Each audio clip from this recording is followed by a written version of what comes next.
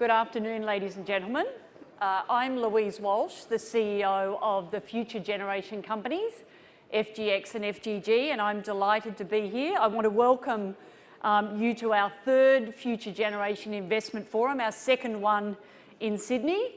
I want to welcome our board and committee members of both companies, our Future Generation fund managers, our shareholders, our charities, our brokers, planners, service providers, and all others that are here this afternoon. I want to acknowledge the traditional owners of the land on whose land we are actually meeting this afternoon. I think this is probably close to the biggest event that Future Generation has done, so it is fantastic to be here at the Western. We're actually live streaming this afternoon thanks to our pro bono service provider Livewire, and it's also being recorded for later viewing on our website futuregeninvest.com.au. And also please use the hashtag for any of you that want to. It's FG Investment Forum. We encourage social media and especially Twitter. So just a little bit on what's in store for you this afternoon with this investment forum, particularly if you weren't here last year. So what you're going to hear is 5-minute presentations from 8 of our best performing fund managers with their best stock pick or investment idea. It's a bit like speed dating, but it's not one-on-one. Now it's strictly 5 minutes each. They will get a warning bell at 4.5 minutes. I'm not sure where the bell person is, but there will be notification. And it will be a case of the old red faces or on Hey Hey It's Saturday, if any of them go over the 5 minutes. So look out, fund managers. They'll all have 1 slide per fund manager and 2 slides you'll see from our last presenter because he's presenting 2 stock pick ideas. Now your programs all have spaces for you to take some notes, so please do so during the afternoon. The slides that you see from the fund managers, I think they've been announced on the ASX, but they won't be sent to you. So if you want to, take a photograph of any of them in particular when they're up actually on the screen. There's no Q&A from the audience. We simply don't have enough time. But you can certainly contact a particular fund manager if need be on the back of this afternoon via their fund manager or via their website or by contacting me, or grab them straight after this. But you probably have to be quick to catch them. And as a special edition this afternoon, in the middle of all of the stock pick presentation, we've got a special panel session with fund manager experts that's chaired by Tony Boyd from the AFR, and it'll feature David Paradise, Jeff Wilson, and also Graham Hay. Now we're aiming to finish a few minutes before 3, and we need to do that because we've got the AGMs for both FGX and FGG immediately following this, and they've got to start at 3 p.m. sharp. So the pressure's on me to sort of try and keep us all in time. I'd now like to call on the founder and the director of FGX and FGG, Jeff Wilson, to say a few words of welcome and to present a summary of the stock pick results from the first investment forum in May last year. So thanks, Jeff. Hey, great, thanks, Louise. Hey, look, thanks, Louise, and thank you everyone for being here, and particularly thank you the fund managers. Now, first of all, for making the effort for coming today and to share some of your IP with the investors, but probably more importantly, to when you were hit up a number of years ago and asked by someone, it could have been me or someone else that was hitting you up as part of the team, and saying, will you manage some money for free? Which is a quite unique concept in funds management land. Look, thank you very much for doing that. And everyone here who's an investor, I mean, every charity and every organisation in the youth at risk and the youth mental health charities that get benefits from what you've done, we just cannot thank you enough. So when the guys get up here today, I know we're making them sing for their supper again, but we just can't thank you enough for everything you've done. In terms of the official welcome, I actually disputed this. This was a year ago when you were here a year ago.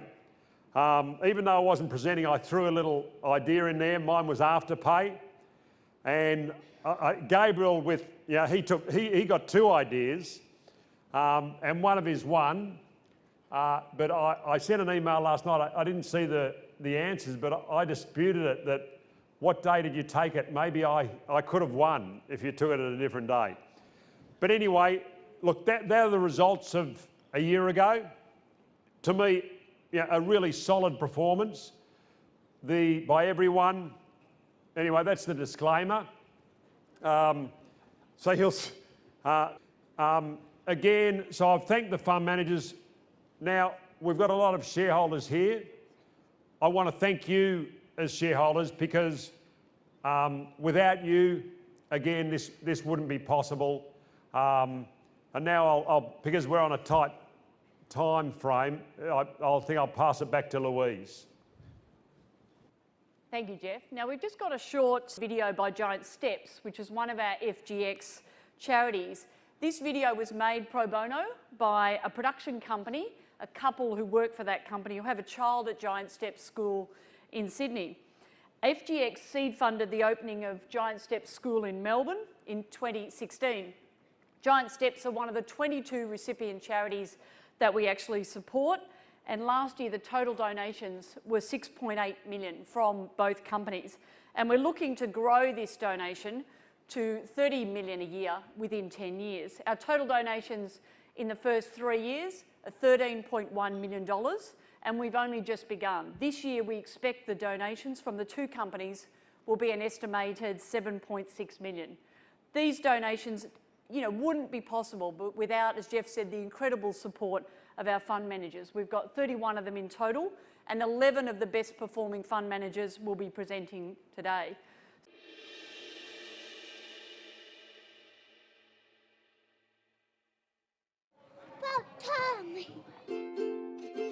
Giant Steps is an organisation that was developed 22 years ago by a group of parents who were looking for an option for their young people with autism. Autism is a lifelong neurological disability. It is probably the most misunderstood disability because it sits in that social communication domain, and that's the major part of the disability. We have a number of corporate sponsors who are incredibly valuable, and particularly corporate sponsors like FGX. My name is Louise Walsh, and I'm the CEO of the Future Generation Investment Companies. From a non-profit point of view, one of the biggest struggles is finding ongoing sustainable funding. Your average corporate or philanthropic funder might agree to support a non-profit for 1 year, for 3 years, maybe 5 years, but typically they won't make any commitment longer than that. It's quite short-term funding. So what we've done is we've got a group of fund managers together who've agreed to waive their fees. So they're acting pro bono, and as a result of that incredible generosity, we donate 1% of our assets each year to 14 youth at risk charities, and Giant Steps was fortunate enough to be one of those. The demand for our service is just enormous. And in 2016, the FGX money was that investment that we needed to actually start another school. It was incredibly satisfying to see our second donation for Giant Steps be put towards seed funding the opening of their Melbourne school. Our chairman flew down, found it incredibly rewarding to be there and to see the bricks and mortar and the start of something special. The funding from FGX also enables more speech pathologists to work in the schools. It allows us to expand our skills and knowledge. Students that have previously been quite withdrawn have now come to a point where they're starting to initiate more appropriate means of communication. We're seeing kids who are more empowered, and that ultimately leads to happier children. Corporate sponsors like FGX, they're an invaluable contributor. Certainly they're committed to social investment and actually improving the lives of young people with autism and mental health across Australia, which is extraordinary. In just 3 years, the total donation has been $500,000. But we don't just want to be a funder. We feel really strongly and passionately about the organisations that we fund, and we'd like to continue with very long-term funding. these companies are set up in perpetuity. So as long as children at risk, youth mental health is an issue in our society or our community, FGX and FGG will continue to fund in those cause areas for way after we've gone.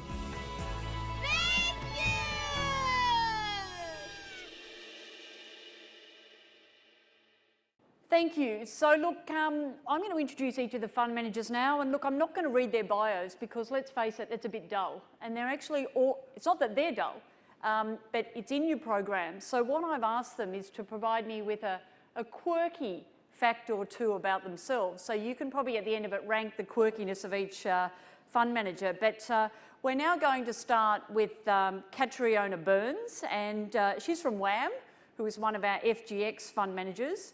And in this case, she's actually going to be presenting a global stock since she's the lead portfolio manager for the soon-to-be listed WAM Global. Now, Katrina, as a kid, wanted to be a vet, and she spent her holidays riding horses on her grandparents' farm near Bathurst, and she was born there and spent a lot of time mustering sheep and cattle. So thank you, Katrina. Thanks, Louise. We all know the cars we drive today have far more electronics than the cars we drove in the past. The cars of today are far more high-tech and efficient than those we bought 20 years ago. Now, in terms of that trend towards increased connectivity and efficiency, that's driving demand for many individual parts, a major one being sensors.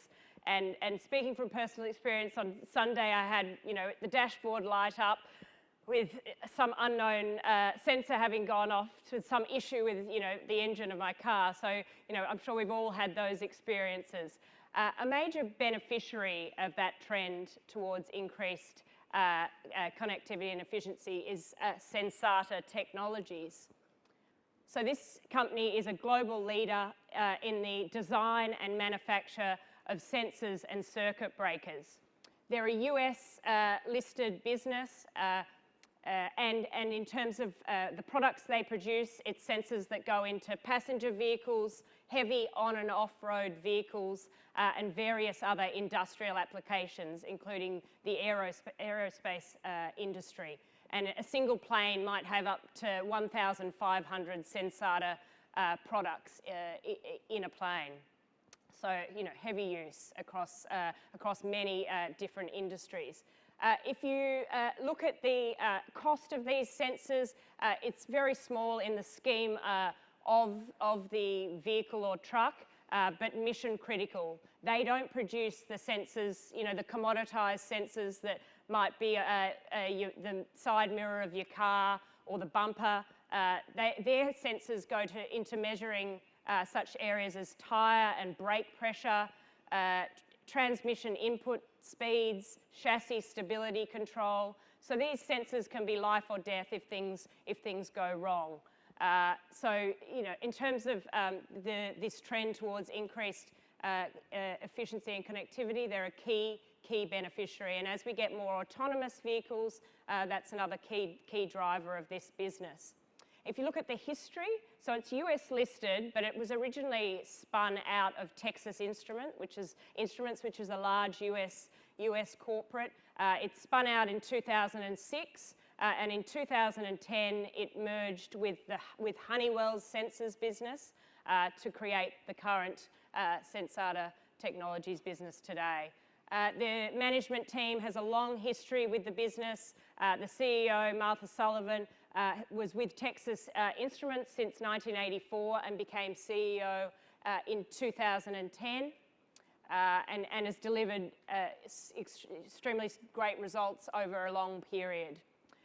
So in terms of what we look for in a business, it's strong management teams, favourable industry dynamics, strong earnings growth potential and a compelling valuation. And Sensata really ticks all those boxes for us.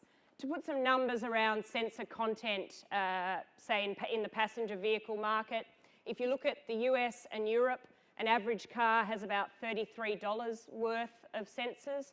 If we move to more of a hybrid fleet, that number goes up to about $36. And whilst early days, in the electric vehicles, it looks like there'll be about $45 worth of sensors. So a great trend and tailwind there as we potentially get a change in the car fleet mix. So in terms of the results the company's delivered over time, they've had very strong organic growth and double-digit EPS growth over the past 5 years, and we think the future looks bright as more sensors go, as the sensor content per car goes up. That's only the passenger vehicle market. If you actually look at the on and off road heavy vehicle market, they're actually seeing stronger growth there. And if you look, the market there had been flat last quarter, and the company still grew 9%, and we think that market is turning. And if you look at particular applications, it might be autonomous trucks on mine sites. If you look at tyre pressure monitoring across truck fleets, that isn't standard, but is changing. So we think there's a long runway of growth, both in passenger vehicles and those heavy vehicles. So, you know, an exciting future for the company. In terms of the margins of the business, we think they can go up over time, driven by operating cost efficiencies, operating leverage that we think they'll get. They've done a couple of small acquisitions where the synergies are yet to come through, and they're driving manufacturing efficiencies across their plants. Finally, we look for catalysts that will change the valuation of a company, and we think there's two in this case. We think there's the potential for an earnings surprise, and we secondly think that capital management has been an element missing from this story. Historically, they've had an inefficient tax structure. They were domiciled in the Netherlands, which meant they paid 15% withholding tax if they did share buybacks or paid dividends, but they're re-domiciling to the UK, and the final approval should come through on the 31st of May, in which case they'll be able to start paying dividends. So in terms of ticking the boxes for us, a quality management team, strong industry positions, earnings growth potential that looks exciting, and a valuation that we think doesn't reflect that. In terms of the valuation, so if we look at the more commoditized auto parts companies, it trades in line with these players, despite having margins 2 to 4 times higher than those players. We think it should be viewed more as an industrial technology company, but yet it trades at a 40 to 60% discount to its peers in this group. So yeah, ticking the box on valuation for us, with two catalysts in the form of earnings surprise and capital management about to begin.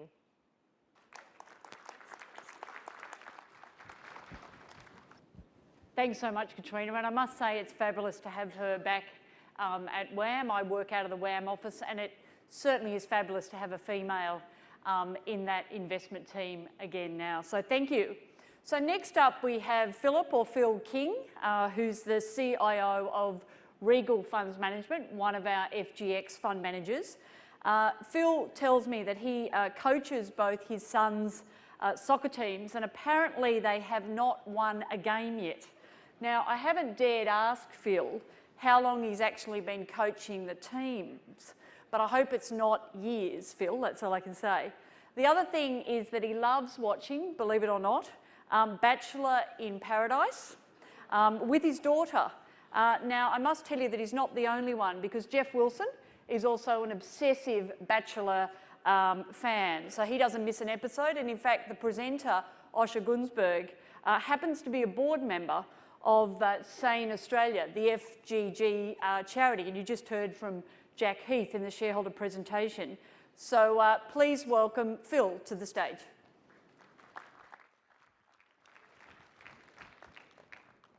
Thanks, Louise.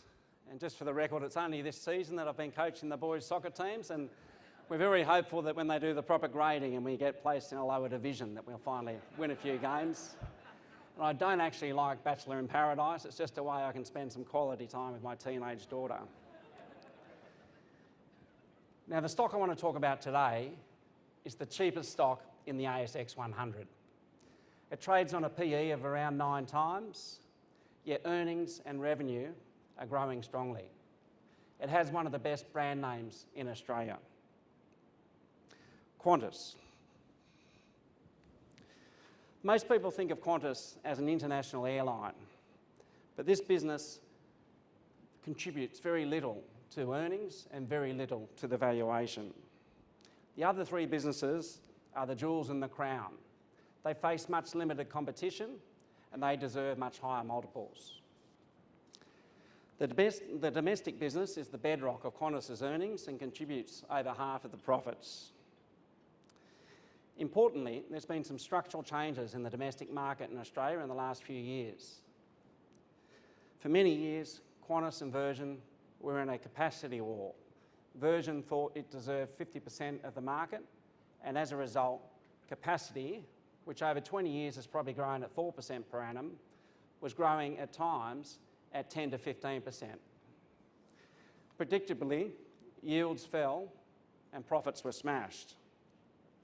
However, a few years ago, the white flag was raised, and now the airlines are a lot more sensible, and capacity is now growing around 2% per annum. As a result, profits have recovered. Domestic yields for Qantas grew at 7% in the first half, and this growth should continue. The second jewel in Qantas is Jetstar, Australia's leading low-cost airline. Low-cost airlines around the world have revolutionised travel and allowing the leisure market to grow a lot. And the leading operators in Europe, such as Ryanair in Ireland or Southwest in the US, trade at much higher multiples than what Qantas trades at. And the third jewel is the Qantas Frequent Flyer program. It's the largest and most successful loyalty program in Australia. It has almost 12 million members. And Qantas is seeking to monetise this very valuable information database through things such as travel add-ons like hotels and cars, as well as things like health insurance and credit cards. So 3 great jewels in the crown, but valuation's not good enough for us at Regal. Like Wilson Asset Management, we need catalysts, and we see 3 important catalysts over the next 6 months. Firstly, we think analysts will be forced to upgrade their earnings in August. A lot of them are underappreciating that there's been structural changes and it's not a cyclical recovery in the domestic airline market. The second catalyst will be the payment of fully franked dividend by Qantas, which we think could happen as soon as August. It's been around 10 years since Qantas paid a consistent fully franked dividend. And as a result, the number of Australian shareholders on the register have declined a lot. And we think that once it starts paying another fully franked dividend, which in our view could be as high as 40 cents a share, which would put the stock on a 7% fully franked yield, the stock price should recover a lot more as it attracts a lot more Australian shareholders to the register. And this actually leads to the third catalyst, which is the inclusion in the MSCI index. Last November, Qantas was deleted from the MSCI index because it had too many foreign shareholders and not enough Australian shareholders, which meant that it was hitting at the 50% foreign ownership cap, and as a result, because there was no room for more foreign owners, more foreign shareholders, MSCI deleted it from the index. When that happened, the share price fell 30% over a couple of months. And so we think it could easily go up another 30% this November when it gets added to the MSCI index. So 3 jewels in the crown and 3 catalysts. Regal's very happy to support, very proud to support the Future Generation Fund, and I'd like to applaud what the team has done. And special credit, I think, to Jeff Wilson, who's a good guy, and he's normally a very good investor. But I was at a conference last year when Jeff said that his best investment idea in Australia was Virgin, which is Australia's second airline. Virgin loses money and the balance sheet is very weak, and I think it would have probably gone bankrupt if the shareholders hadn't supported it. Qantas has got more passengers, more planes and more profits. It trades on an international airline multiple of 9 times, and yet its 3 great businesses, which contribute over 90% of earnings, have limited competition. And as a result, we think it could easily go up 50% in the next few years, and you'll also receive a fully franked dividend at the same time. Thank you.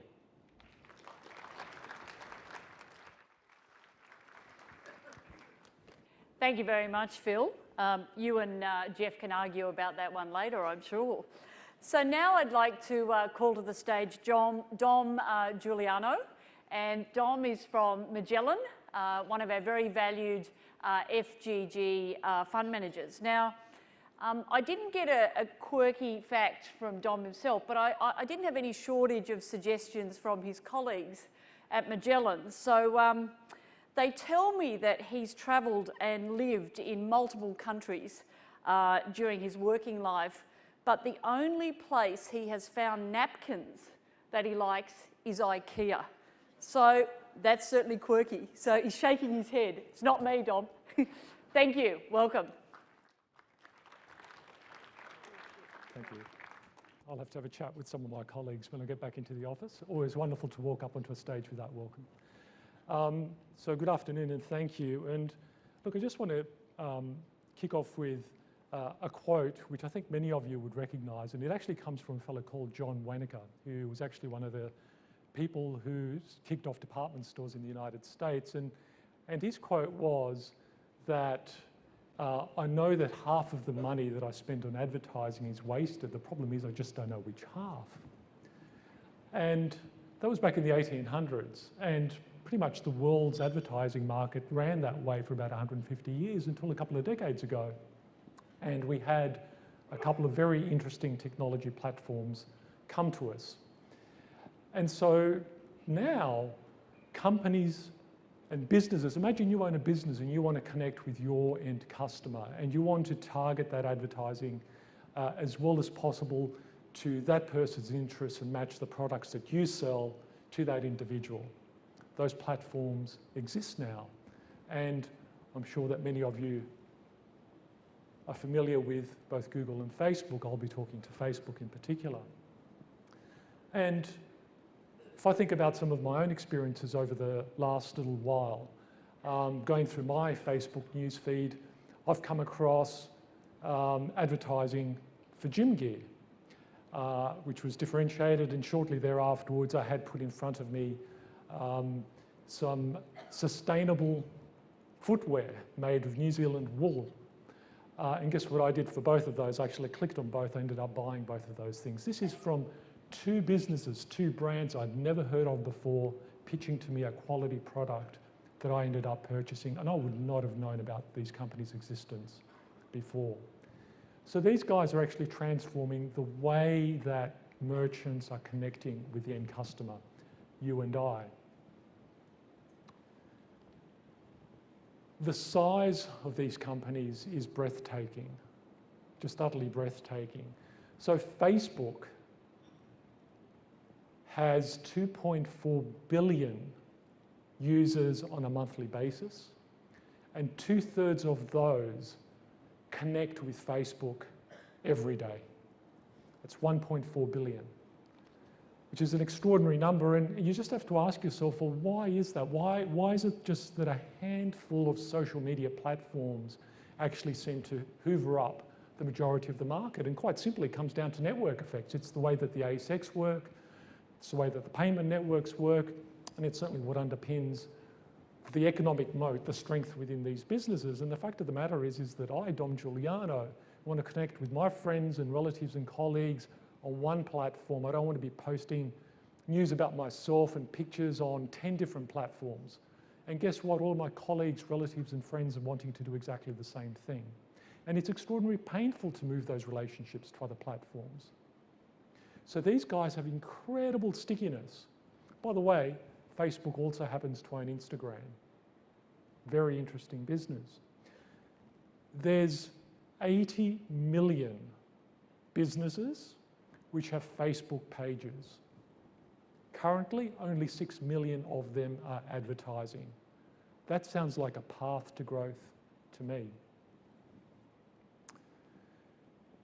Now, before I get onto these wonderful sets of numbers, it is worth acknowledging the risks that face Facebook, and we all know about it. The last 12 months, Facebook has acknowledged its naivety and has also acknowledged the fact that it underestimated the way that its platform could be gamed and manipulated, and that it did not sufficiently respect the privacy, the data privacy. And indeed, if you think about the three key risks which we think are facing Facebook, it's one, it's weaponizing the data. It's essentially what the Russians did in terms of interfering with the US election. Two, it's the respecting of data privacy. So think about Cambridge Analytica and the fact that quite often the end user doesn't know how their data is being used, and quite often permissions aren't being given in an appropriate fashion. And the last one is actually taxation. And the European Union is imposing tax on a range of technology companies, and it's also being hit. So you've got to acknowledge those three risks, but they are and can be overcome. Facebook is spending billions upon billions of dollars hiring thousands and thousands of people to ensure that the risks that I've just talked about are reduced materially going forwards. Now, notwithstanding these risks which I've just talked about, which are really quite serious, this company reported a couple of weeks ago their quarterly results, and have a look at the numbers on this slide. They grew revenues by 50% on the last year, and this is a company which has been growing at that kind of rate now for over a decade. They grew revenues by over 50%. And together with that, they were actually able to grow net income and earnings per share by over 60%, notwithstanding their operating costs going up by 40%. So some extraordinary numbers in terms of growth that they've achieved. Now, again, to give you a sense of the growth profile of this company over coming decades, this game is not over, not by a long shot. They currently have 10% of advertising market share outside of China, and we certainly expect them to double that over the next decade or so. How much do you pay for this? How much do you actually pay for this growth profile? Well, I hope you're salivating with one of those multiples up there. So a company that's just grown EPS by over 60%, and we certainly expect very strong growth over coming years, is trading at under 20 times earnings. You can buy the index in the S&P or even MSCI World global indices and very large indices at about 16, 17 times earnings, which have nothing like the growth profile of this company. So some very attractive growth metrics. But it gets even better than that, because everyone loves a freebie. I'm going to chuck a freebie on the page for you, and that is the embedded optionality within these businesses. So not only does Facebook own the Facebook newsfeed, not only does it own Instagram, it also owns Facebook Messenger, and it also happens to own WhatsApp. There's 100 billion messages being sent every day on WhatsApp and Messenger, and Facebook hasn't even started monetizing them. And they have said to the market that they are going to use those platforms to connect businesses back with the consumer and allow transactions to be undertaken on those platforms. I don't think the value of that is being captured on 20 times earnings. So a very, very attractive growth profile yet to come that is not in the price. And notwithstanding the size of the business, we certainly expect that it will be able to get much, much larger than it is now. Thank you.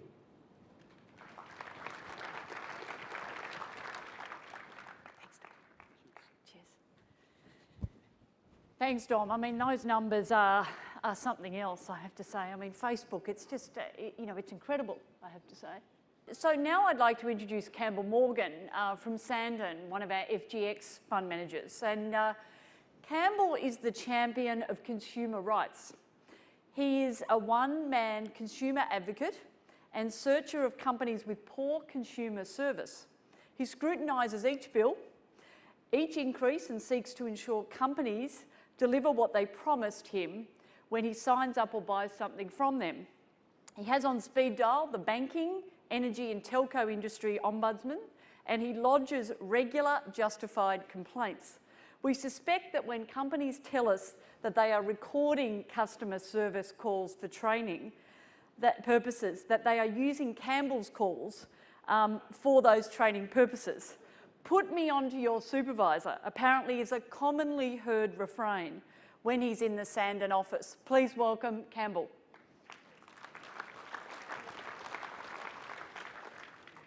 Thanks, Louise. I think that might have been one of my colleagues from the office again. Probably no surprise I ended up at an activist fund. At last year's forum, Louise had noted a sand thematic running through a few of the presentations, including one by my colleague Gabriel Radziminski, who presented on mineral sands companies, Iluka and Mineral Deposits. And continuing on from that sand thematic, Louise had asked Gabriel if he would present in his Speedos this year if his ideas turned out to be a good one. Now, you saw from the slide Jeff put up earlier that Mineral Deposits did perform very well. But to spare you from seeing him in his Speedos, Gabriel has snuck off to Singapore for the week. I thought I'd have a bit of fun at his expense. Anyway, that's David Hasselhoff for anyone who's a fan of that great 90s show Baywatch. But enough of last year. The company I'm presenting on today is Spices, the phoenix that's risen from the ashes of Paperlinks. Spices is a paper distributor or a paper merchant. So they typically buy paper from the paper manufacturer and will on-sell it to a number of different end users such as printing companies, packaging companies, signage companies, to name a few. It's a completely different beast to the one that Paperlinks was a number of years ago. It's got a recapitalised balance sheet with a number of hidden assets. It's got slimmed down operations that are now profitable, and it's also got a new board and management team. The balance sheet was recapitalised when the old Paperlinks trust units were converted to Spices shares in the middle of last year. That has enabled the company to undertake a number of corporate and operational initiatives that they otherwise could not have undertaken. Following the recap, the company's got net cash of over $30 million, which is pretty close to half of its current market capitalisation based on yesterday's closing price. On top of that cash, it's also got a number of hidden assets that we think the market is completely missing. So as part of the recap last year, Spices released a number of documents totalling 400 pages to the market.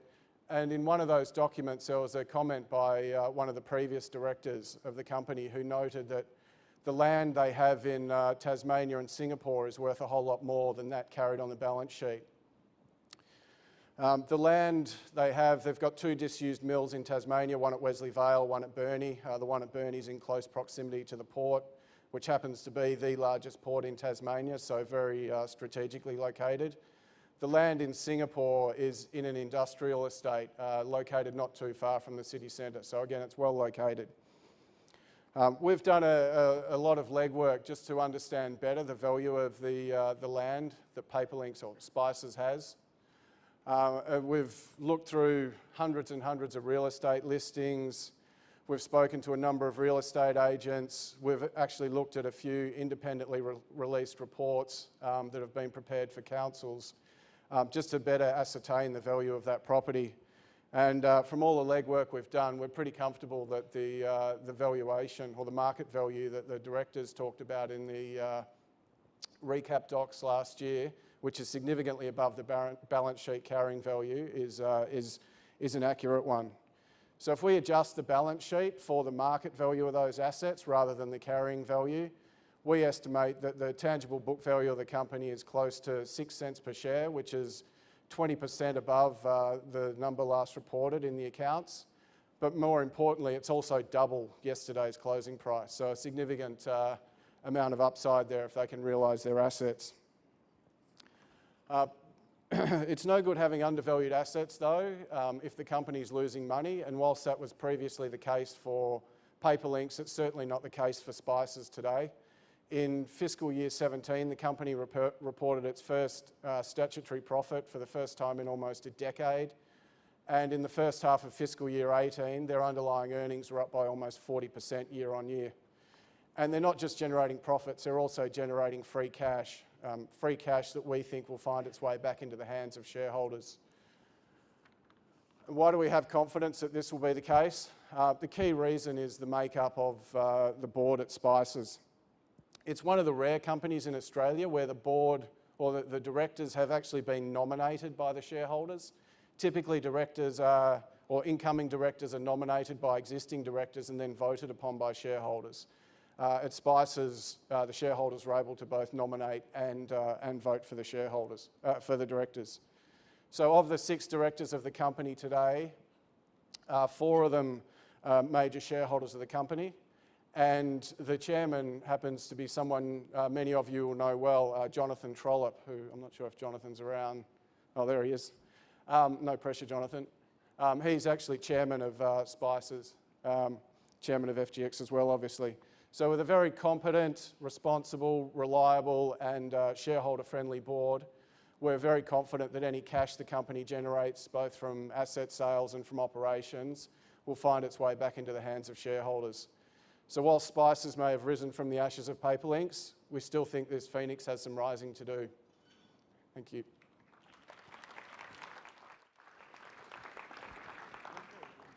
Thank you very much, Campbell.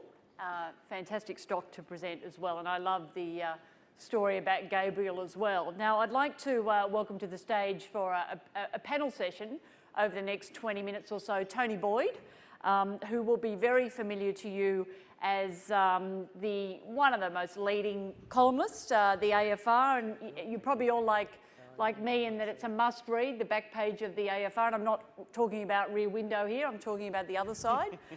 So Tony's going to moderate the question. I'd like to welcome David Paradise from Paradise Investment Management, who is an FGX and FGG fund manager as well as a board member of FGX.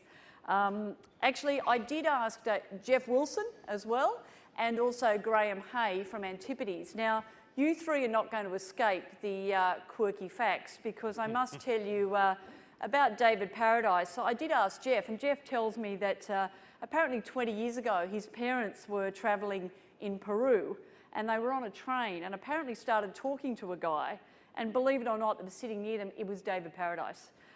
So there you go, it is a small world. Yeah. I also understand that there are 2 stacks of Dr. Seuss children's books in the Paradise Sydney office. One of them is Horton Hatches the Egg, a tale of a loyal elephant who never flinches from its task. Yes, they're kids' books, David says, but I admire the messages. You have to be open-minded and listen to people, otherwise an old man like me might remember something about a company 20 years ago and think it's no good and never buy it. But things change. Thank you, David. Now, on to Graham. One of his colleagues did tell me that he played bass guitar in a band touring bowling clubs in Western Sydney. So he's a former rock star. Well done. And lastly, Jeff Wilson. He's not going to escape either. Now, many of you may not know this, but Jeff is obsessed, mad about Broadway shows, musicals. He's just spent 3 weeks in New York, and I think every second day or night he was at a Broadway show. Now, this man knows his Broadway shows, so if ever you need any tips, more than happy to give you his mobile number, and I'm sure he'll give them to you because he absolutely follows them and he's mad keen about them. So over to you, Tony, for the next 20 minutes or so. Thank you, Louise, and I really do feel relieved that I've escaped the quirky person sort of damnation. But my own, I will make a confession. I have been accused by my 3 sons and my wife of saying too many dad jokes. And puns, I suppose, are a way of life in newspapers because we like to, pick up on the sort of parallels between making money and losing money, I suppose. If that's, and I don't want to throw to you first, Graham, because the losing money angle. But I thought if we just have a quick discussion about a couple of current events, and then we'll ask the gentlemen to give their stock tips. And I don't think anybody can avoid the Royal Commission. It has been shocking what has been revealed by Commissioner Kenneth Hayne and his counsel assisting, Rowena, shock and awe. And so I just thought I'd ask Graham, could you give us your perspective? What will the end result, do you think, mean for the big bank stocks and perhaps in particular AMP? Look, yeah, I think we're all sort of taking it all in real time and absorbing the sort of magnitude of some of the information that's coming out. There will be a pretty big response, very clearly. I don't think the politicians can avoid the fallout of what's been learned. I think the one thing we have to avoid, though, is a situation of the law of unintended consequence, and that is that you end up regulating in such a way that you concentrate power back in the hands of the large institutions.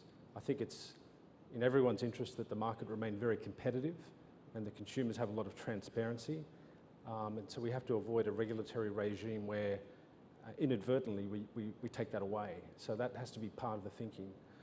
But I think the other thing that comes out of this, and I was thinking about this over the weekend, chatting with my nieces and nephews, they're at high school, and I think there's a lack of financial awareness amongst young people in this country. I don't think people and governments have taken the concept of financial education seriously. We're very happy to sponsor very noble pursuits like learning woodwork in high school, or Greek mythology, or geography, or about climate change. But the one thing that will bind us all when we get to our mid-50s and 60s are the financial decisions we made in our 20s and early 30s.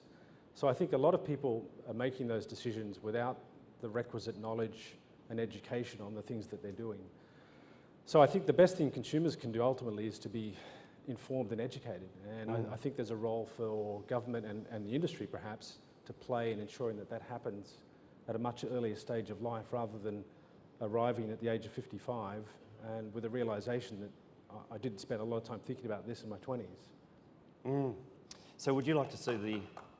Yeah. Thank you. Yeah, I think it's a great idea. Would you like to see the Financial Review compulsory reading in all high schools? Well, there you have it. Why not? No, just the back page.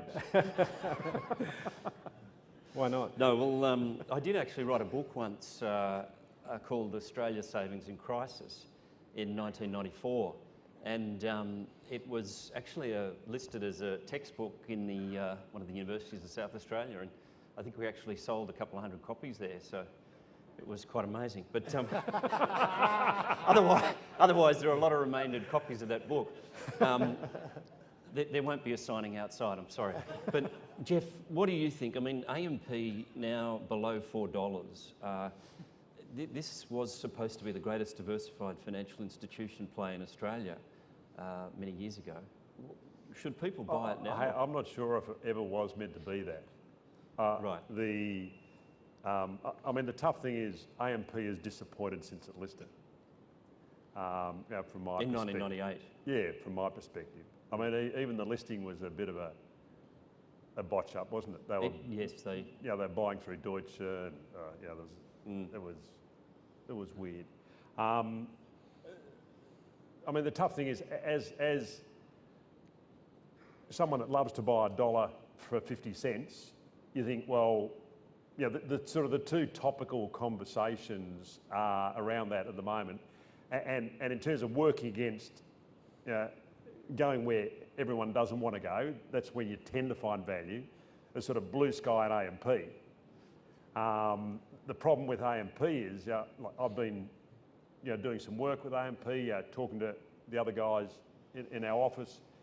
Is there a price? Yesterday, I was sitting down with some financial planners. They were taking me through, one of them used to be an AMP, working in an AMP financial planning office, and he just said, hey, look, this is just the tip.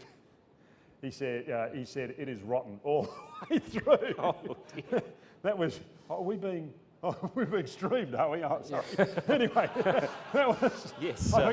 Sorry, well, maybe I should have kept that for later. Okay, well, this is the difference between the Financial Review and social media. We actually have to respect the defamation laws. But go ahead. Yeah, and so, and then I'd spoken to some people in the insurance industry, and said, hey, look, how do you work this out? And this was someone that's very well known in insurance. He said, look, I can't come up with a value for you. And to me, the risk is, I just don't know what price AMP is a buy at. There mightn't be a price. Yes, and Blue Sky, I think it's. Well, there's not a price on that one either. Just before I give David Paradise a chance to say something, my wife was put into an AMP fund in 2001.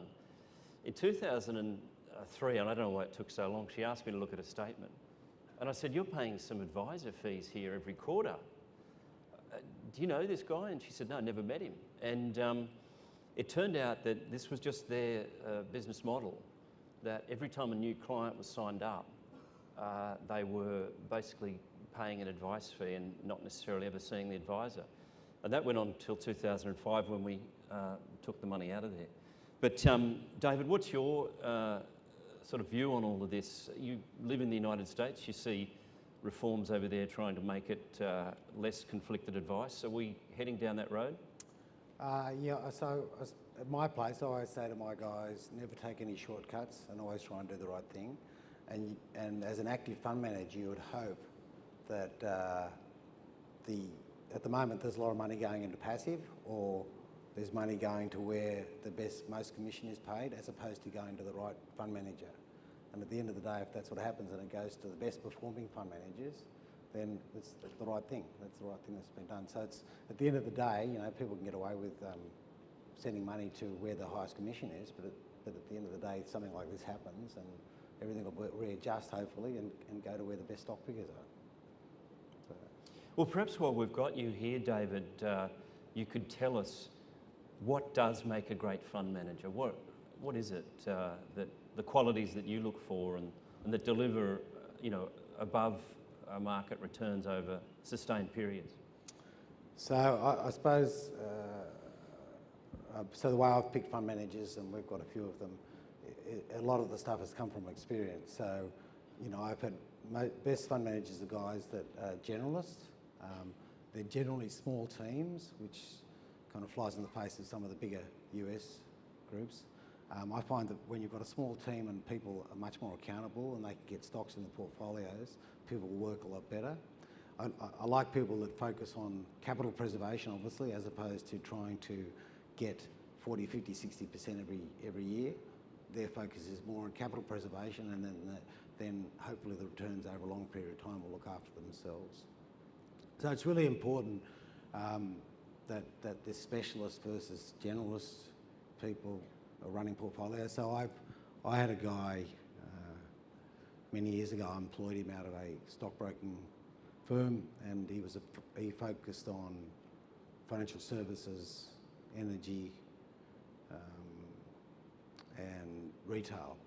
And we were flying an aeroplane over to Western Australia, and there was 6 of us flying in this plane, and we were all kind of doing our work. And I looked around and I saw him reading the Sun Herald or some junky newspaper, and I thought, what the heck? And it was because he was focused in on a particular area. And what happened with the portfolio is that the portfolio started to go towards financial services and retail, which is his area of expertise. And so during the GFC, he went and wanted to buy, say, I think it was 3% in Rams home loans. And I put a stop to that, and I said, well, we'll buy 1.5. And he had halved it in day one, and that was, and then he wanted to buy some more. And of course, we had our general portfolio meeting, and we were chatting about what stocks we should be buying. And he said, I really want to double this position. And it was because his focus was solely on financial services. And of course, I said, no, we're not buying any more. And of course, we had that discussion after the meeting about, oh, I don't really belong here, do I? And I said, no, you better go. So yeah, it's about being a generalist, being able to look at any particular sector and find out what's cheap. And are you living proof that you can pick great stocks and make very good returns from anywhere in the world? I mean, I know you're in Denver. There's nothing against geography, a penalty of location? No. I think the focus is that you don't want to try and be the biggest. The focus is more about getting good performance for your clients. So we've got this one fund that has been going for 18 years and delivered 80% per annum over that 18-year period. And we went from $200 million in 1992 to 2.2 billion in 2014. We gave back 800 million. And that was because economically wise, it wasn't the best decision for us, but we wanted to reduce our FUM so that we could continue to pick stocks, so that we could go anywhere and look at any particular stocks, as opposed to, focused on the large stocks. We could focus on small stocks. So it's really important to maintain the key principle, which is looking after the clients and getting best performance for the clients, as opposed to looking after yourselves. Jeff, obviously FGX and FGG have had to choose a lot of fund managers to get where you are now. I noticed there's not a lot of bank-owned fund managers or AMP in that list. Is that just a coincidence? I mean, the interesting, and David mentioned about it, there's sort of the argument, and I know you wrote a fantastic article about boutiques quite a few months ago, but there's the big argument about the active manager versus the passive manager. That's the big discussion point, and all the money going to passive, and they're saying active managers underperform. But you quite clearly pointed out in your article, the boutiques significantly outperform the active manager, and then by definition the passive manager. And so what we've consciously tried to do is get the boutiques, and it's, I suppose it's different. It's the person that's employed by someone and just paid their salary and they go home at night. But I know David, in our early career, we sat in, when we were both starting off in funds management, we sat opposite each other. We both had a little rented office, and there was a time I saw him David in the morning, and I saw him in the afternoon. I think we might have had a meeting with the company together in the afternoon. He was a fund manager, I was a fund manager. And then I was talking to someone, and they said, I had lunch with David in Scone. And then they said, and I had dinner with David, and then another person, this is Tim Hughes, said, I had dinner with David in Scone. And I said, are you serious? Hold it, David was in the office all day. And then I'd found out he had driven to Scone, he'd come back, he'd gone up there. But what I'm trying to say is, David is very mercurial as a fund manager, and he's everywhere. And it's sort of like the guy reading the paper. We had a young guy who worked with us. We're trying to work out, if he was passionate. The boutique guys, they're passionate about what they do. It's their life, it's their business. Where if you're employed by, say, AMP as a fund manager, you're working for your salary, that's it. We had a similar situation with a guy was on the ferry reading his book. Young guy worked with us, and someone reported that back to me, and he started a book club. He doesn't work with us anymore. When I came in the morning, we said, oh, what about this? It was on the front page of the Fin Review. He hadn't even seen it. He just wasn't passionate about it, what he does. You've got to be passionate, don't you? I agree, and I think it also applies to financial journalism. What's your take on this, Graham? Do you have a... Yeah, look, I think tying into what the guys have already said, I think institutional setting is extremely important ultimately in the way that a manager conducts their affairs. It's the contrast between employee-owned kind of boutique setting versus a large institution on a salary where career risk tends to overwhelm portfolio risk at the most critical times of markets. So I think institutional setting is very important. But the reality is all active managers will go through periods of underperformance. The Davis funds published a very interesting study probably about 5 years ago that looked at the very long-term track record of managers in the Morningstar surveys in the United States. And they showed that the guys who have top decile performance over multi-decade timeframes spent at least one period of 3 years in the bottom quartile and at least 1 year in the bottom decile at some point during their tenure as managers. And you've got to have the stomach and the institutional settings to carry on. And that's not easy. And so that comes down to lots of different personal attributes, and institutional settings are very critical in, I think, allowing you to get through those tough times. Yes, well, my own self-managed super fund, of course, I try to, keep up with these brilliant fund managers, but it is hard, isn't it? You buy Facebook, as I did, at $125 and it went to 94, and I thought, wow, has this been a great investment? Of course, that's exactly when Warren Buffett bought the stock, and now it's 180. So he's very smart, very astute. We only have a couple of minutes. Can each of you please give the audience a stock that is going to beat all those others we've heard already? And there's been some good ones. I thought the Qantas one from Phil King was very good. It was a pretty cheap shot, I thought, Phil. Hey? I mean, I know, and you can make money in rubbish. I'm not saying no, it's a great company, Virgin, but it actually is up a little bit since I picked it. Yeah, look, sorry, I didn't mean to bring up Qantas, but would you like to start first, Graham? Sure. Yeah, look, a name that it's in our top 10. Controversial company of recent times is Qualcomm. It's the US company, ticker QCOM. It's the world's largest owner of intellectual property that's used in communications. It monetizes that portfolio through a licensing program. In addition to that, they're also the largest designer of semiconductor communication chips that go inside the mobile phones themselves, where they have about a 50% global market share. The stock has been a chronic underperformer over the last 5 years in the face of a rampant bull market in semiconductors, principally because the licensing business has come under attack from their largest clients, they being Apple and most recently Huawei. That dispute means that Apple are no longer paying Qualcomm until it's resolved.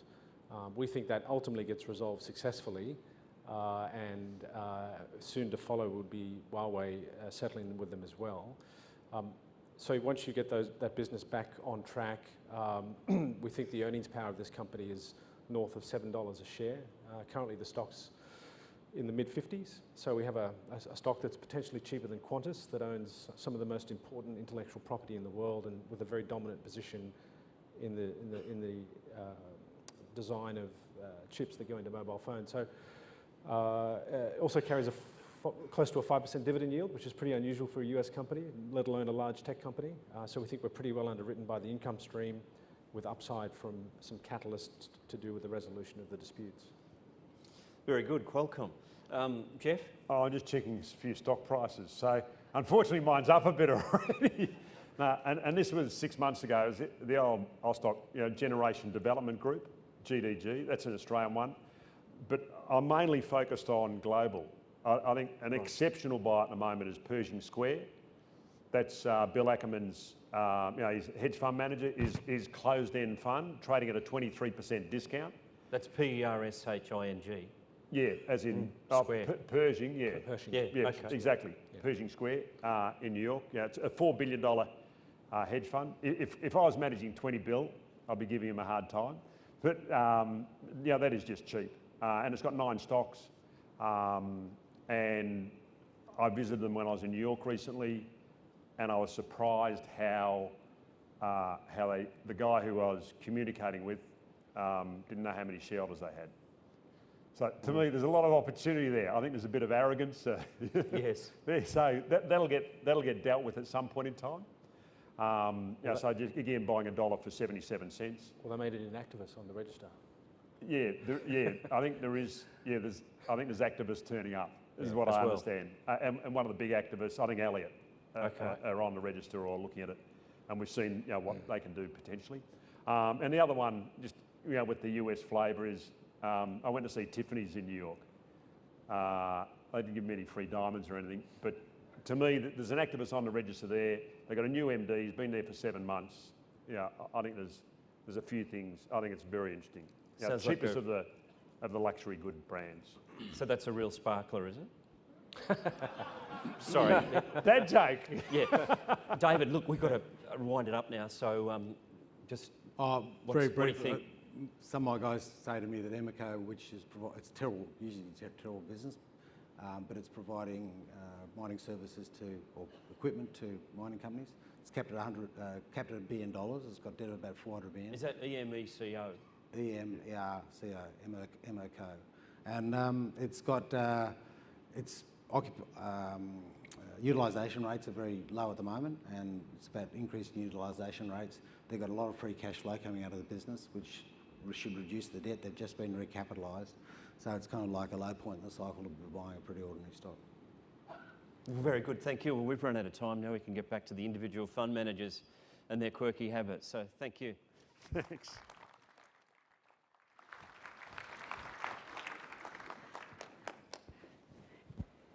Thank you very much, Tony and the three gentlemen, the fund managers. So really appreciate that panel discussion. In fact, we'd love it to go on longer, but unfortunately we've only got a limited time this afternoon. But thank you again, and especially to Tony. He's got to get back to his day job now. So now I'd like to welcome up our fifth fund manager. It's Matthew Kidman from Centennial Asset Management, one of our FGX fund managers. Matthew very kindly gave me a few quirky facts about himself, because he sort of knew that if he didn't, he was going to get them from a few very reliable other sources, because he used to work at WAM. Matthew grew up on a rice farm in the Riverina, even though his father was a trained butcher. There were only 2 boys in his Year 6 class. Matthew was the only one who wanted to be school captain, and he missed out. Matthew has never had a 10-bagger. That's a stock that goes up 10 times in price on the share market. Perhaps today is his day. Let's find out. And I'm going to start by saying this won't be a 10-bagger. Sorry about that. In fact, a few of the other fund managers, we all kind of know each other, said, what are you presenting today? And I said McPherson's, and I got a collective groan. And one guy said, you've always liked this stock. And I said, I've owned it twice in 18, 19 years. And he said, well, the 2 times I've talked to you, you've owned it. So anyway, so McPherson's is a business that has been in transition as long as I can remember. And it's in another transition now. I'll get to the end when I think you might look at buying it, and it's not quite yet, but it's in transition, and we're almost at the point where it could be a buy. So as you can see, the slide here, we give you the facts about the number of shares. It's trading on about a 10 times PE, 7.5 times EBITDA. That seems to be the thing that you measure most companies on these days, EBITDA, even though I don't quite get it. So I'll concentrate on the 10 times. That's on next year's earnings. So McPherson's have had a lot of terrible businesses over the years. They used to print the Telstra book, probably when it was called Telecom. Obviously that wasn't a sustainable business given what's happened in life. They used to have a lot of household goods that they sold to supermarkets until Coles said, we're not going to take your goods anymore, which was half their business. And so they've always had a lot of businesses that were either susceptible to their customers, like a Coles, or they were just running out of time in terms of technology and being surpassed. But where it is today, its latest transition is under a gentleman called Laurie McAllister. And Laurie joined the business, I don't know, maybe a couple of years ago now, and he was from Sanofi, big pharmaceutical company listed in the US, I think French origins. He found his way to Australia, got a thick Scottish accent, so when you go and see him, he's always jovial, nice to talk to, makes the company visit pleasant. He lives out of Kingsgrove in an industrial site, and it's always dusty and not so pleasant. But Laurie's done a pretty good job because it's in transition in 2 ways. The business is, its balance sheet's in transition. That's pretty well done now. The company had something north of $100 million of debt, and Jeff and I bought it at the depths of the GFC when it got absolutely torched like any other small company that had a lot of debt. Luckily, we did make money of it. That was the last time I owned it. But they've changed it now, and they've sold a lot of assets, and they've repositioned the balance sheet. So we've got about $15 million of debt now, and they've refocused the business on what they call beauty products and health, which obviously have got high growth at the moment. So they're pretty catchy, they're pretty in focus with the consumer, and they've got some products there. And you can see the products along the bottom and at the top, and they manufacture some, they distribute some for others. They distribute the Trilogy products out of New Zealand, which it was a slight competitor with skincare products. It got taken over recently at 12 times EBITDA, so a huge premium to what McPherson's. But in Australia, McPherson's distribute that product here. And what they've done, they've transitioned their client base as well. So now not only the supermarkets take their products, but the pharmacies, the Chemist Warehouse and whatnot, are a big buyer of their beauty and wellness products. They're ramping up sales. They're growing at over 20% in that area. And they've actually now made a headway into China. And we've heard a lot about the China-facing stocks. One of those ones is skincare that has done well, one of the categories. They're into that. They've just started on that journey, and they're getting sales now, which is quite encouraging. So that part of the business is growing really nicely. Some of their other beauty products, like the Lady Jane product and the Manicare, have been around for a long time. They're very stable. They're leaders in their field. And what is the upside with this stock, besides the valuation, besides the fact the balance sheet has been fixed, and besides the fact that they've got a part of their business which is growing quite nicely? The upside is that they've got huge excess capacity in their warehouse out there at Kingsgrove. And what they need to do is to, and I'm not someone who encourages acquisitions for acquisition's sake, but they need to make an acquisition to use that excess capacity. What should it be in? It should be in the areas that they're talking about: wellness, health, beauty, and then they can use the same distribution they've got through the likes of Chemist Warehouse and Priceline. If they can pull that off, they can fit that into their warehouse, they can take a lot of costs out. You might see the blue sky come through. I think it's priced at the moment as a company no one's certain about. There's been a lot of stops and starts. I think Laurie's done a pretty good job, and I think there is blue sky. So on today's valuation, without an acquisition, I can see it at about $1.80. Now, when I put this slide together, it was $1.30. Today it's $1.42. So something's happened. They had an investor day the other day. With an acquisition that is at the right price, that fits into the category I said, that can sell into those areas, I could easily see it, pushing up against $2. It's not going to be a 10-bagger, but beyond that, if they can continue to grow, then you might get accretion over time in the share price. Now, let's go back to what I was saying before. Well, one more point before that. The thing if they can make an acquisition, the thing that they can do is get rid of that household consumables business, which probably, the one we probably all know in the audience, which is Multix. You might have seen it does foil, and it does all the plastic bags in your house. Now, if they can get an acquisition that fills out their warehouse and takes up their capacity, they might be able to sell that, which is a big chunk of their earnings, and get a decent price, which then they can reinvest into their growth areas again. So there's a lot of bells and whistles still to go, even though it's had a lot of transition. Now, when are you going to buy it? You wait until the next set of results, which will come out for June 30. I would say they'll give you an update in early July. And why I say that is because there's a little bit of confusion. They've sold some businesses over the last year.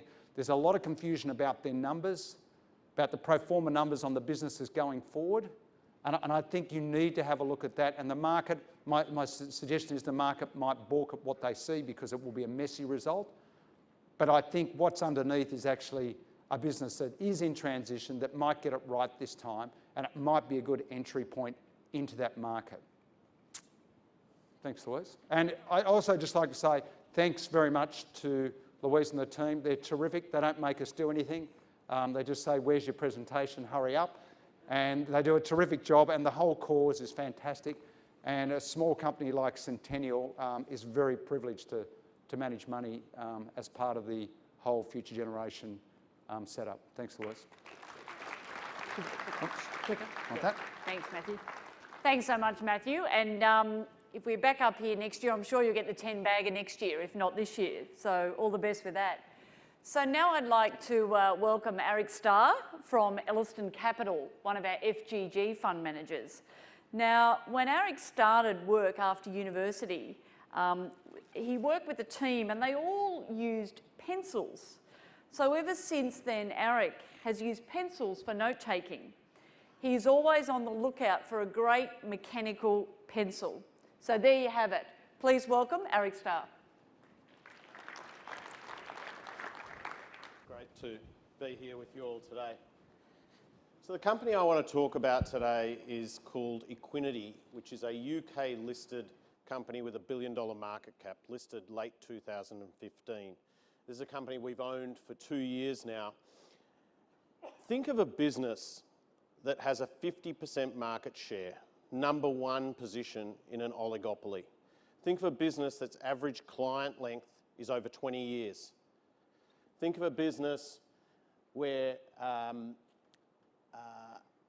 90% revenue visibility. Very powerful metrics. Equiniti is like the computer share of Europe.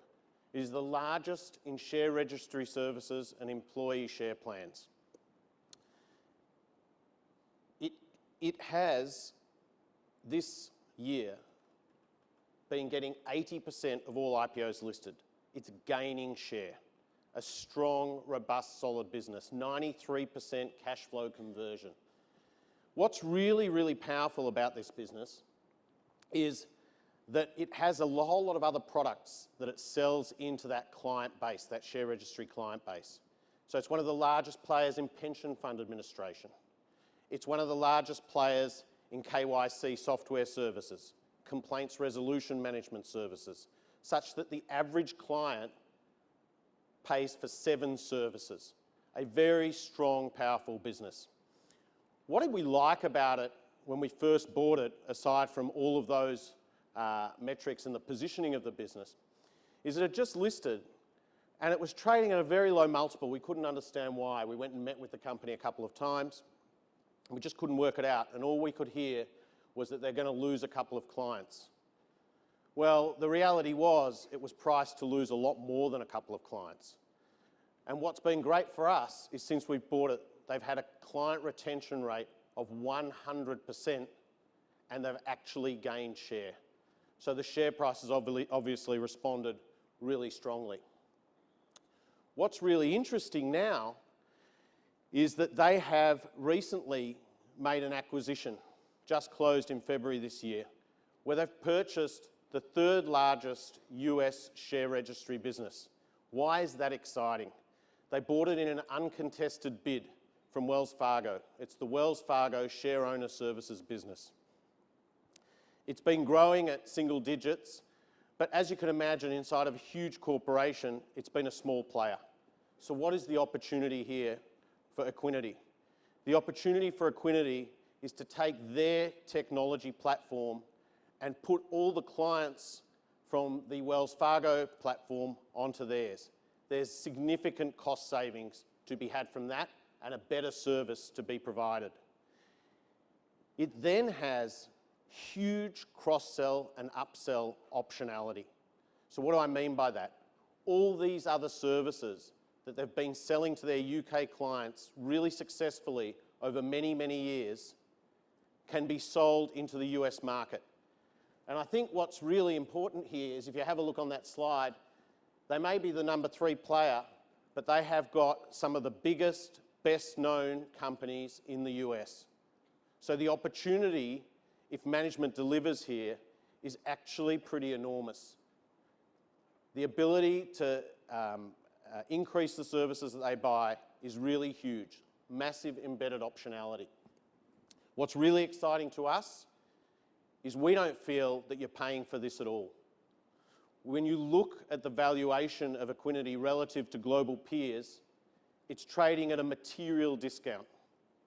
And then when you look at the upside optionality from this acquisition, and when you look at the track record that management has for execution, which to us is a really, really important variable, what you get here is a really solid, strong, defendable business at a material discount with huge upside optionality. We think over the next 2 years, you could make north of 50% and you're carrying a dividend along the way. Thank you for having me here today.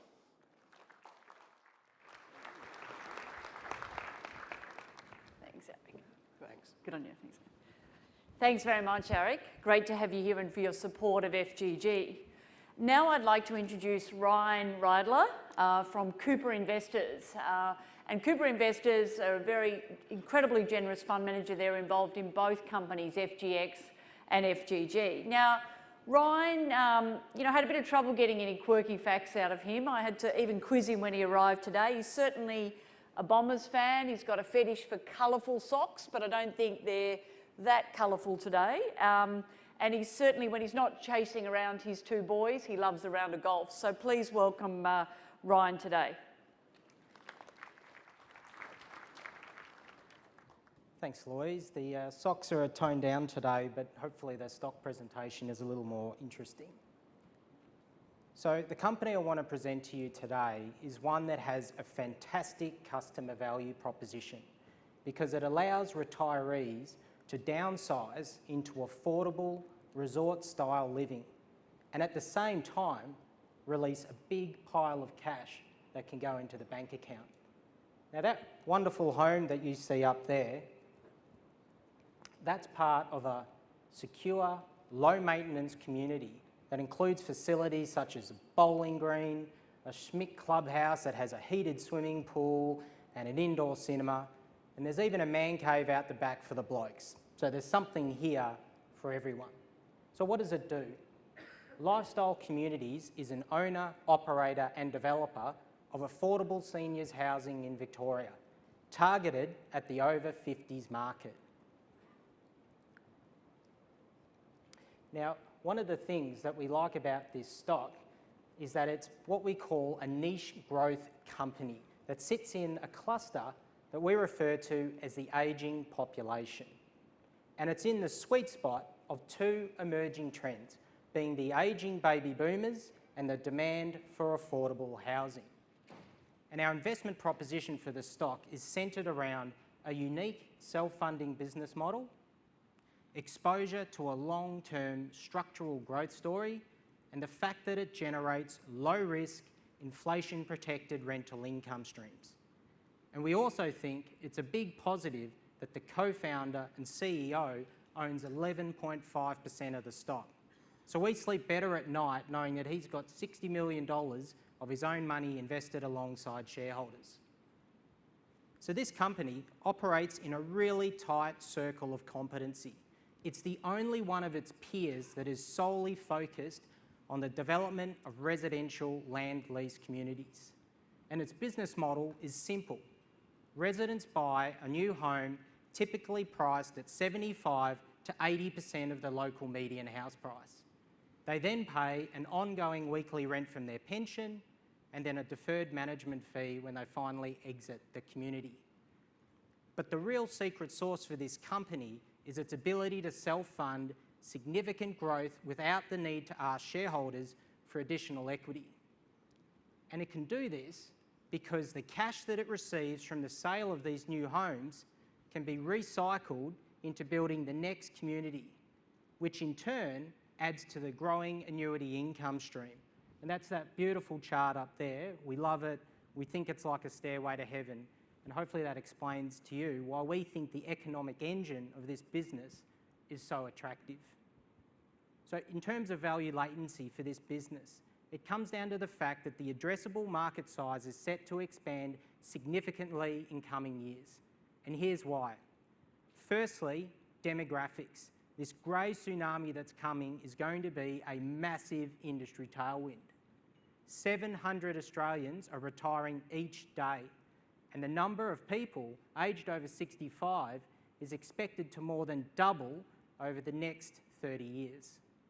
Secondly, only 1 to 2% of older Australians live in one of these communities, which compares to a more mature market like the US, where it's closer to 6%. So penetration rates can go up significantly from here. Thirdly, 10 to 11 growth corridors have been identified in Melbourne and Geelong, each with the potential to house multiple communities. So this business doesn't need to go outside of Victoria anytime soon for growth. And finally, the demand for affordable housing. And we think these guys are well positioned for two reasons. Firstly, incoming residents release on average $129,000 of equity from the sale of their old home. And this is significant because over 70% of the retirement age population has less than $100,000 in super. So this is a massive kicker to their back pocket in retirement. And secondly, that weekly rent that I talked about earlier is only 20% of the aged pension after you factor in rental assistance. And this is well below the rental stress threshold of 30%. And we think this is important because almost 2/3 of Australians aged over 65 are going to rely on the aged pension as a source of income in retirement.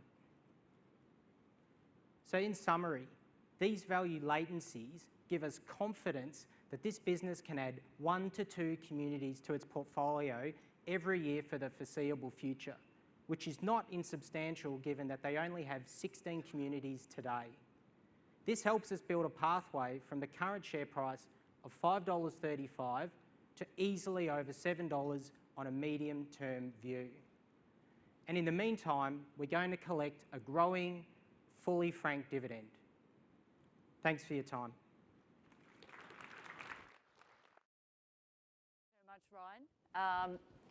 Great stock, great presentation. And now, finally, for our final stock pick presentation, we heard from him in May last year at the Wesley Centre. I'd like to introduce Ben Griffiths from Eli Griffiths Group, one of our FGX fund managers. Ben began his career on the trading floor as a trading floor operator at the old Bond Street ASX. On the day of the October 1987 crash, it was a very early introduction to the destructive power of markets when fear takes hold of investors.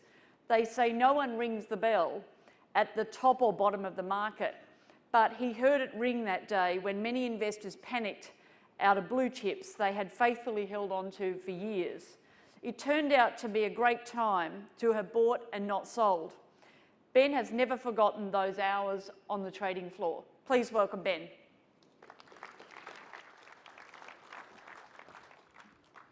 When Louise invited me to come along today, I did say, well, we have got 2 funds that are constituent managers within the Future Gen lineup.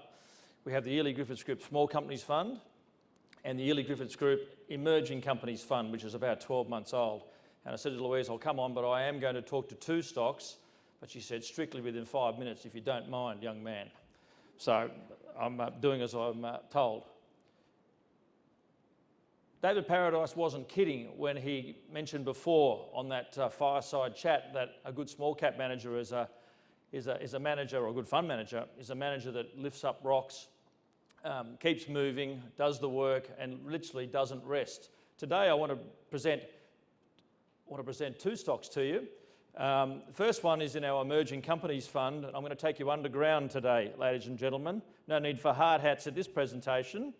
Mastermyne Group. Mastermyne is a specialist underground mining contractor providing operational and maintenance services. It was founded back in 1996.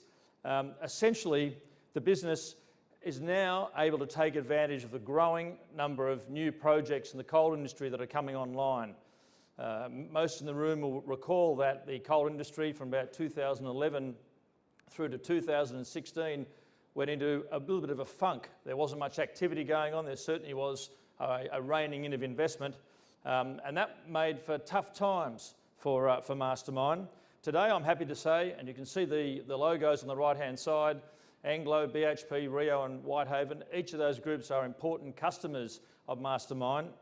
I'm especially excited when I hear that there's about $1 billion worth of underground coal mining and above ground, but principally underground coal mining work that will be up for tender, and Mastermyne will be doing their darndest to participate in that work.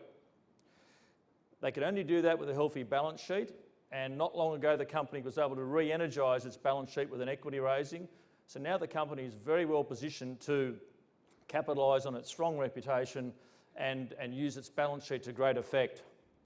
What we also like about this particular company is it's not just us that are shareholders hoping that things come good. The senior management and the board represent about 20% of the outstanding shares.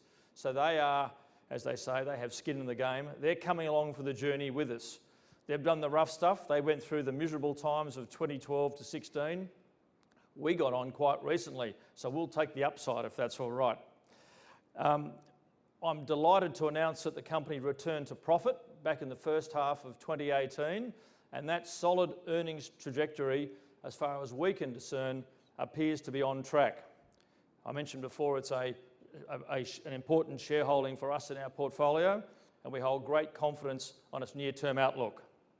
But it's like one of those stocks that there'll be a time to sell this name as well. You won't always want to own a mining contractor or a mining service provider, but right now we're in a sweet spot. So from underground coal mines on the east coast of Australia, let me take you to the health and wellness theme that Matthew Kidman just touched on a minute ago. He's running around with McPherson's and the way in which they're tapping into it. I'm looking at a food group here, Freedom Foods.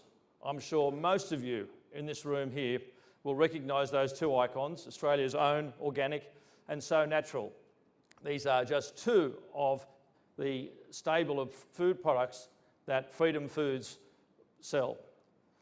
Interestingly, the group started its life in Tarrant Point, southwest Sydney, and has since expanded, having invested quite substantially in new facilities in Victoria, as well as new facilities in Western Sydney. The company is a fully integrated producer, which means it takes part in the production, the marketing, the sales and distribution of a range of natural foods, the two on the screen I mentioned, and a number of plant and dairy beverages. It does lay claim to being Australia's largest UHT, or ultra heat or ultra high temperature processing, following this plant investment. Meanwhile, that company, as it's grown, as it's invested, has built a highly experienced team of seasoned managers and an executive that we would rank as up there as amongst the most astute in the small cap landscape today. Just like Mastermind, this company has also recharged its balance sheet, got itself in a position now where it can either make acquisitions or can actually support the company's expected growth rates. Again, it's an important shareholding for us and a great lesson where you don't have to own these stocks at the lows and then ride them to whatever the high might be. It's often safer as an investor to join the journey halfway, even join the journey what looks like it's late in the piece. So in both Mastermind and Freedom Foods, we weren't there at the lows. We weren't even there 20% from the bottom. We are recently new owners, but are sufficiently confident with the outlooks for both groups, from underground to health and wellness in China, which is really where this company is going to build its bones. Southeast Asia is an enormous market. Food security, whilst it's current, will certainly play into their hands. Thanks very much for your time. Well, thank you very much, Ben, for that and for your two stock picks to finish us off this afternoon. So look, please join with me in thanking all of the presenting fund managers this afternoon for their stock picks, as well as Tony Boyd from the AFR. We will be sending you an evaluation survey because we really do want to know what you think about this event. Now, before we close, just by way of quick show of hands, do you want to see this event again in 12 months' time? Do you like what you're seeing? And would you recommend it to a friend? So we want to make sure you bring that friend next year as well. So please be brutally honest when you get the evaluation surveys, or email me directly. Now, we'd please encourage you to stay on if you're a shareholder for the FGX AGM. That'll be starting in about 5 minutes' time, and that will be immediately followed by the FGG AGM starting at 3:30. We look forward to presenting another investment forum next year, first half of next year, and please make sure you sign that petition, the petition to maintain the current dividend imputation system. It's on the homepage of the Wilson Asset Management website now to do. I've actually done it during the break. It's actually so easy to do, it's not funny. Plug in your name plus your postcode. That's all you have to do on the front page. And it's also on the Future Gen homepage as well. So thank you very much again, and we'll see you next year.